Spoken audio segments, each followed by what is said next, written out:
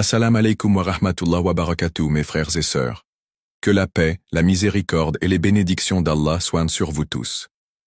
Avant de commencer, si vous êtes nouveau ici, abonnez-vous et activez la cloche pour ne manquer aucun rappel spirituel qui pourrait changer votre vie. Et si cette vidéo vous touche, laissez un like et partagez-la autour de vous. Le Ramadan. Un mois où les cœurs s'ouvrent, où les âmes s'élèvent, où les portes du pardon s'élargissent. Un mois où chaque souffle est une bénédiction, où chaque seconde peut être une opportunité pour se rapprocher d'Allah. Mais dans ce mois béni, il y a une clé qui ouvre les trésors de la miséricorde divine, une clé qui allège nos cœurs des fardeaux du passé. Cette clé, c'est le dhikr, le rappel constant d'Allah. Le prophète Muhammad, paix et bénédiction sur lui, a dit: Ne vous informerai-je pas des meilleures de vos actions, les plus pures auprès de votre Seigneur, celles qui vous élèvent le plus haut en degrés et qui valent mieux que dépenser de l'or et de l'argent? Le dhikr d'Allah, rapporté par At-Tirmidhi. Mais quels sont les dhikrs les plus puissants à réciter pendant Ramadan? Quels sont ces mots qui allègent l'âme, purifient le cœur et rapprochent du tout miséricordieux? Aujourd'hui, découvrons ensemble 7 dhikrs puissants qui peuvent transformer votre Ramadan. La ilaha illa Allah. Le secret de la délivrance. La ilaha illa Allah. Il n'y a de divinité qu'Allah. Ces mots, mes chers frères et sœurs, portent une vérité qui transcende le monde matériel. Ils sont plus lourds que les cieux et la terre réunis. Chaque syllabe est un refuge, une protection divine qui éclaire les ténèbres de l'âme. Ces mots renferment le pouvoir de changer nos vies, de nous rediriger vers notre Créateur avec une pureté de cœur inégalée. Imaginez un instant, un homme perdu dans le désert, sans eau, sans nourriture, sans espoir. Les forces l'abandonnent, son corps est sur le point de céder sous la chaleur accablante. Dans cet instant de désespoir total, il trouve un arbre, un abri de fortune, et s'y adosse. Il ferme les yeux, cherche la paix intérieure et murmure faiblement, mais sincèrement: La ilaha illa Allah. À cet instant, comme une lumière divine, il ressent la paix envahir son cœur, une paix profonde, une sérénité qui ne peut être comparée à rien d'autre. La vérité d'Allah est révélée à lui, et tout ce qui semblait être un fardeau devient un témoignage de la grandeur de son nom. La ilaha illa Allah, plus doux que toute brise, plus puissant que toute force. C'est la libération, c'est la clé de la paix éternelle. Le prophète, paix et bénédiction sur lui, nous enseigne la profondeur de ces mots. Celui dont les dernières paroles sont « La ilaha illa Allah entrera au paradis ». Abu Daoud. Subhanallah, imaginez cette promesse divine, une parole si puissante qu'elle ouvre les portes du paradis. Et si ce Ramadan, cette opportunité bénie, était notre dernière chance de prononcer ces paroles avec la sincérité la plus pure? Et si c'était le moment de purifier nos cœurs, d'enlever les couches de distraction et de nous rapprocher de notre Créateur en disant avec conviction « La ilaha illallah ». Ainsi, mes frères et sœurs, chaque moment de ce Ramadan doit être un rappel constant de ce dhikr sacré. Dans chaque souffle, chaque acte, chaque prière, cherchons à nous souvenir de ce nom divin. Chaque « La ilaha illa Allah » prononcé sincèrement nous rapproche un peu plus de notre but ultime, l'agrément d'Allah. Et comme le dit le Coran, « Rappelez-vous de moi, et je me rappellerai de vous ». Surat al-Baqarah 252. Que ce mois béni soit l'occasion de vivre ce rappel, d'embrasser ce dhikr et de nous rapprocher d'Allah dans tous nos actes. Subhanallah wa bihamdi, subhanallahil azim. Les mots qui remplissent les balances. Subhanallah wa bihamdi, subhanallahil azim. Gloire et louange à Allah, gloire à Allah, le très grand. Ces mots, mes chers frères et sœurs, sont un trésor inestimable, aussi léger que l'air sur la langue, mais aussi lourd que les montagnes dans la balance divine.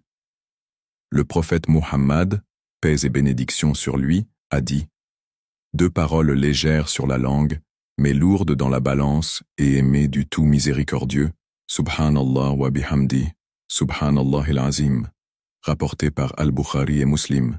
Et comme le dit le Coran, rappelez-vous de moi et je me rappellerai de vous. Surat Al-Baqarah, 252. Que ce mois béni soit l'occasion de vivre ce rappel, d'embrasser ce dhikr et de nous rapprocher d'Allah dans tous nos actes. Subhanallah wa bihamdi, Subhanallah al-Azim. Les mots qui remplissent les balances, Subhanallah wa bihamdi, Subhanallah al-Azim. Gloire et louange à Allah. Gloire à Allah, le très grand. Ces mots, mes chers frères et sœurs, sont un trésor inestimable, aussi léger que l'air sur la langue, mais aussi lourd que les montagnes dans la balance divine. Le prophète Muhammad, paix et bénédiction sur lui, a dit « Deux paroles légères sur la langue, mais lourdes dans la balance et aimées du tout miséricordieux, Subhanallah wa bihamdi, Subhanallah al-Azim » rapporté par Al-Bukhari et Muslim. Imaginez, un homme qui passe sa vie à accumuler des biens matériels, à rechercher la richesse du monde, mais au jour du jugement, il se rendra compte que tout ce qu'il a amassé dans ce monde ne sera rien comparé à la grandeur de ces simples paroles. Subhanallah wa bihamdi, Subhanallah al-Azim. Ces mots, prononcés avec sincérité, surpassent en poids tous les trésors du monde. Rien dans cette vie ne peut égaler le pouvoir de ce dhikr. Vous pouvez accumuler de l'or, des maisons, des terres et des biens matériels, mais face à Allah, ce qui pèsera le plus lourd dans la balance de vos actes sera cette louange, ces mots de gloire adressés à celui qui est le très grand, l'incomparable. Ainsi, mes frères et sœurs, combien de fois allons-nous répéter ces paroles durant ce Ramadan? Chaque Subhanallah wa bihamdi que nous prononçons avec ferveur et dévotion remplit nos balances de bonnes actions. Cela devient un acte d'adoration continue, nous rapprochant d'Allah à chaque souffle, à chaque instant. Le Coran nous rappelle également la beauté de ces louanges en ces termes. Tous ceux qui sont dans les cieux et sur la terre lui rendent gloire. Sourate Al-Hadid 57:1. Cela nous enseigne que nous, en tant qu'humains, avons cette chance magnifique de nous joindre à l'immense cœur de louange envers Allah. Que ce Ramadan soit l'occasion d'augmenter cette pratique bénie et de remplir nos balances d'actes d'adoration qui sont aimés de notre Créateur. Astaghfirullah, le pont vers la miséricorde. Sous un ciel étoilé, une nuit silencieuse, un homme se trouve seul, accablé par le poids de ses erreurs. Les regrets l'étouffent et une question brûlante se pose dans son cœur. Allah me pardonnera-t-il? Les larmes coulent sur ses joues, et son âme cherche désespérément la rédemption. Dans cet instant de vulnérabilité, il se tourne vers son Créateur. Il tombe à genoux, la tête baissée, et murmure doucement, mais avec une sincérité profonde. Astaghfirullah. Il implore le pardon d'Allah, les mots sortant de sa bouche comme un cri du cœur. Et là, dans ce silence nocturne, une réponse divine se fait entendre dans le livre sacré. Et ceux qui, s'ils commettent une turpitude ou causent du tort à eux-mêmes, se souviennent d'Allah et demandent pardon pour leurs péchés. Et qui donc pardonne les péchés sinon Allah? Sourate Al-Imran 335. Subhanallah. Quel immense réconfort de savoir que même dans nos moments les plus sombres, même lorsque nous nous sentons perdus dans nos fautes, Allah nous tend la main de la miséricorde. Il attend de nous que nous revenions vers lui, que nous reconnaissions nos erreurs, et que nous lui demandions pardon, car sa miséricorde dépasse tout. Le Ramadan, ce mois béni, est le mois du pardon. C'est l'opportunité unique que nous avons pour purifier nos âmes, pour demander pardon à Allah, pour nos péchés passés, et pour renouveler notre engagement envers lui. Mais, chers frères et sœurs, demandons-nous vraiment assez de pardon? Chaque astaghfirullah prononcé sincèrement est un pont qui nous rapproche de la miséricorde infinie d'Allah. Ce mois de Ramadan est l'occasion parfaite pour multiplier ces mots et ouvrir les portes de la réconciliation avec notre Créateur. L'âme humaine a besoin de ce pardon, et Allah, dans sa grande générosité, ne demande que notre retour vers lui. Ainsi, comme le Coran nous enseigne, certes, ton Seigneur est plein de miséricorde. Sourate Al-Kahf, 1858. Profitons de ce mois pour dire Astaghfirullah encore et encore, et nous purifier dans cette mer infinie de miséricorde. Allahumma salli ala Muhammad, le lien avec le prophète, ô Allah, prie sur Muhammad. Ces mots, mes frères et sœurs, sont bien plus que des paroles simples. Ils portent en eux une profondeur infinie, un lien direct avec le cœur du prophète Muhammad, paix et bénédiction sur lui. Lorsqu'un croyant prononce ces mots, il établit une connexion spirituelle intime avec celui qui est la lumière guidant l'humanité. Le prophète, paix et bénédiction sur lui, nous a appris, dans une parole précieuse, « Celui qui prie sur moi une fois, Allah prie sur lui 10 fois. » Muslim, subhanallah, quelle immense récompense. Imaginez, mes frères et sœurs, qu'Allah mentionne ton nom 10 fois simplement parce que tu as dit une seule salutation sur le prophète, paix et bénédiction sur lui. Chaque Allahumma salli ala Muhammad est un acte d'amour, un acte de gratitude envers celui qui a porté la lumière du guidage sur cette terre. Et en retour, Allah, dans sa générosité infinie, accorde à celui qui prie sur son prophète une bénédiction 10 fois plus grande. C'est un cadeau divin, une invitation à renforcer notre lien avec le prophète, à nous rappeler sa guidance et son exemple, et à renforcer notre foi. Pensez à cela. Allah mentionne ton nom, toi, parmi les anges, juste parce que tu as envoyé une prière sur le prophète Muhammad. Quelle récompense incomparable! Alors, combien de fois allons-nous envoyer nos prières sur lui pendant ce mois béni de Ramadan? Chaque salutation, chaque Allahumma salli ala Muhammad est une occasion d'approfondir notre connexion avec lui, de renforcer notre foi et de nous rapprocher d'Allah. Le Coran nous rappelle, certes, Allah et ses anges prient sur le prophète. Ô vous qui avez cru, priez sur lui et saluez-le d'une salutation parfaite. Sourate Al-Ahzab, 33-56. Ce mois de Ramadan est l'occasion rêvée pour multiplier nos prières sur le prophète, paix et bénédiction sur lui, pour nous plonger dans son exemple sublime et pour nous rapprocher ainsi, par son intercession, d'Allah. Hasbunallahu wa ni'mal wakil, la confiance totale en Allah. Allah nous suffit et il est notre meilleur garant. Imaginez un homme entouré de flammes, un feu immense, attisé pour le consumeur. Ibrahim, paix sur lui, est jeté dans ce brasier, sans aucun secours apparent, sans issue, sans espoir du point de vue humain. Mais en cet instant critique, il ne panique pas, il ne crie pas. Il prononce ces mots, Hasbunallahu wa ni'mal wakil. Et alors, un miracle. Allah ordonne au feu, sois fraîcheur et salut pour Ibrahim. Sourate Al-Anbiya, 21-69. Le feu qui brûle devient un havre de paix. Pourquoi? Parce qu'Ibrahim, paix sur lui, a placé sa confiance totale en Allah. Et nous, mes frères et sœurs, dans nos moments d'épreuve, nos angoisses, nos peurs, combien de fois avons-nous réellement prononcé ces mots avec une foi sincère?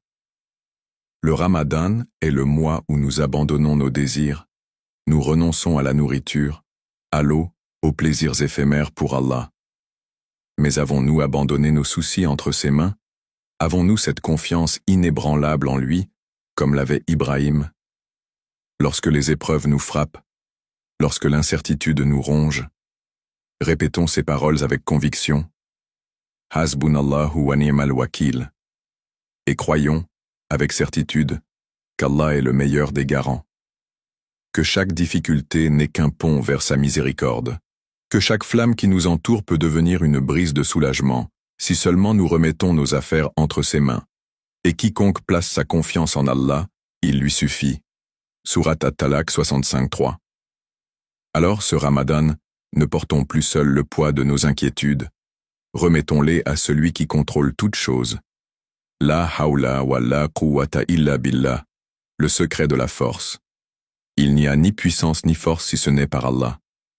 Il y a des jours où l'on se sent vidé, incapable d'avancer, où chaque pas semble lourd, chaque souffle un effort.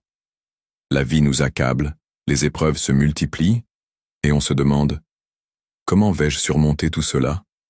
Le prophète, paix et bénédiction sur lui, a dit « C'est un trésor des trésors du paradis. » Bukhari et Muslim.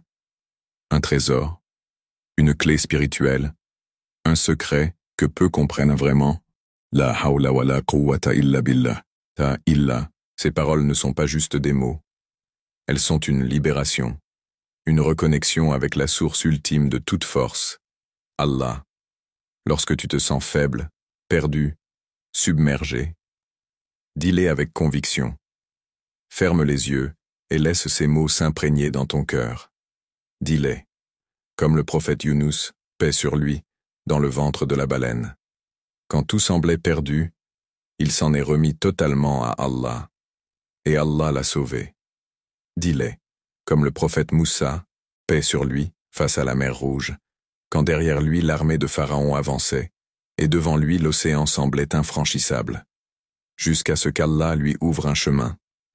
Et toi, dans ton épreuve, dans ton épuisement, tu n'as pas besoin d'être fort. Tu as juste besoin d'Allah. Allah est le meilleur soutien et le meilleur secoureur. Sourate Al-Anfal, 8h40. Alors, ce Ramadan, chaque fois que la fatigue te gagne, chaque fois que tu te sens impuissant, répète ces mots. La hawla wa la quwwata illa billah. Et ressens cette force divine couler en toi. Alhamdulillah. La clé de l'abondance. Louange à Allah. Nous respirons, nous marchons, nous voyons. Chaque battement de notre cœur est un cadeau. Mais combien de fois, mes frères et sœurs, avons-nous réellement pris le temps de dire « Alhamdulillah » ? Le prophète, paix et bénédiction sur lui, a dit « La meilleure des invocations est Alhamdulillah » Ibn Majah. Pourquoi ? Parce que la gratitude est la clé de l'abondance. Plus nous remercions Allah, plus il nous donne. Regardez autour de vous. Ce Ramadan, combien de bénédictions nous entourent sans que nous en soyons pleinement conscients ? Un verre d'eau fraîche après une longue journée de jeûne, un plat chaud posé devant nous, un corps en santé qui nous permet d'adorer Allah. Mais avons-nous assez de gratitude pour elle ? Allah nous enseigne un secret. Si vous êtes reconnaissant, très certainement j'augmenterai mes bienfaits pour vous. Sourate Ibrahim, 14:7. Alors, ce Ramadan, faisons de Alhamdulillah un mode de vie. Ne le disons pas seulement avec la langue, mais avec le cœur, avec nos actes. Car celui qui est reconnaissant à Allah ne manque jamais de rien. Mes frères et sœurs, le Ramadan n'est pas seulement un mois de jeûne. C'est un mois où nos cœurs jeûnent du mal, où nos langues se nourrissent du rappel d'Allah. Et si ce Ramadan était notre dernier ? Combien de fois allons-nous répéter ces 7 dhikrs puissants ? Combien de fois allons-nous nous souvenir d'Allah avant qu'il ne soit trop tard ? Que ce Ramadan soit celui où nos cœurs se remplissent de dhikr, celui où nos âmes trouvent la paix, celui qui nous rapproche d'Allah comme jamais auparavant. Assalamu alaikum wa rahmatullah wa barakatuh.